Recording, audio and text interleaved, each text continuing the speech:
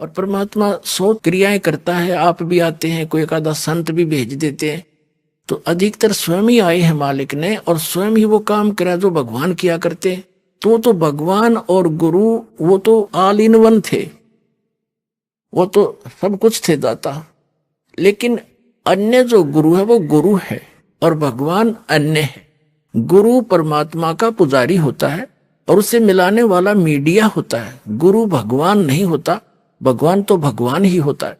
लेकिन उस परमात्मा को पाने के लिए एक विधि बताई है परमात्मा ने कि अपने गुरु को आप एज ए गॉड ट्रीट करना, उससे भगवान की तरह व्यवहार करना, ताकि जब तुम यहां से जाओगे इसी रूप में आगे भगवान परीक्षार्थ बैठेगा। और यहां जैसा व्यवहार आप कर रहे हो, जैसे विचार अपने गुरुजी के प्रति रखते हो, वो वहां भी होंगे।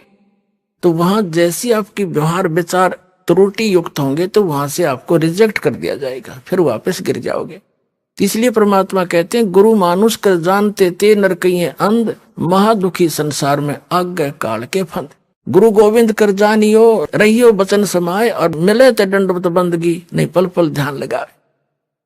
अब कहने का भाव क्या है कि जैसे ये दास है, इस दास के स्थान पर भगवान आ सकते थे, वो आ जाएं, और आप उनको खोज रहे हो भगवान, अब यहां आ जाए वो भगवान। आपका कैसा व्यवहार होगा, जैसा इस दास के प्रति आपका है, तो उस परमात्मा के प्रति जो आपका भाव बनेगा, और वो भाव इस दास के प्रति नहीं है, तो वहां भी नहीं बनेगा आपका फिर उसके प्रति।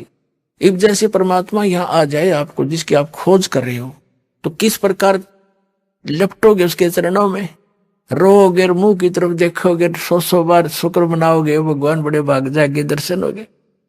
जिस भगवान को हम खोज रहे हैं, और वो आज इस दास के स्थान पर होता रहा, वो तो हजारों बार हुए हैं, रहे हैं दाता, हम नहीं समझ सके। उसको जन साधारण एक भक्त संत समझ कर हमने उनसे डील किया। आप जो व्यवहार मेरे से कर रहे हो वैसा उसके साथ करोगे, तो परमात्मा वहां जब जाएगा तो यहां ये सोचकर हमने गुरुदेव से डील करना चाहिए कि मान लियो भगवान बैठे हमारे सामने, भगवान के सामने कपट से बात नहीं की जा सकती। जो आदेश देव श्रोधार्य ही होना चाहिए, अपनी नहीं चलानी चाहिए, क्योंकि वो आपके हितैषी हैं, आपका बुरा नहीं चाहते, केवल भले के लिए आपको आदेश देंगे, ऐसा नहीं करना, ऐसा नहीं करना, केवल ऐसा ही करना। वचन मानोगे तो भगत बनोगे और आपका कल्याण होगा। यहाँ कहते मुख पर वचन करे पर माना, और घर पर जाकर करे विज्ञाना। मुख पर तो गुरु जी की बात मान ले, हाँ जी हाँ जी, और घर जाकर न सोचो ना, नो थोड़ा ऐसे थोड़ा करना है, बताइए मर्यादा कैसे छोड़ेंगे, तो फिर के खाक से सो तुम। जो गुरु वचन पर डट गए कट गए फंद 84 के, भाई जो गुरु वचन पर डट गए कट गए फंद 84 के।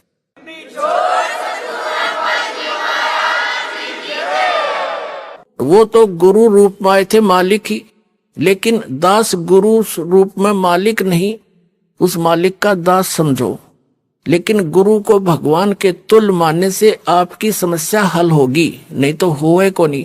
जैसे एक मैथमेटिक्स का, एक गणित का प्रश्न होता है ऋण का, उसमें मूलधन ज्ञात करना होता है। तो मूलधन तो होता करोड़ों रुपए में, अरबों में। उस अरबों करोड़ों वाले मूलधन को प्राप्त करने के लिए मानना पड़ता है, मान लीजिए मूलधन 100 रुपये। वो मूलधन 100 रुपये होता नहीं, लेकिन उसको मूलधन मानने बिना वो करोड़ों अरबों वाला मूलधन आपको मिल नहीं सकता।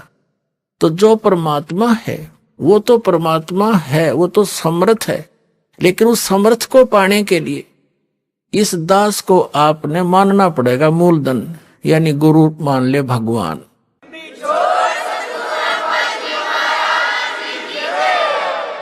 तभी आपकी यह समस्या हल होएगी, नहीं तो कतई नहीं हो, 0 नंबर आओगे आपके। तो इस प्रकार समझदार को संकेत बहुत होता है।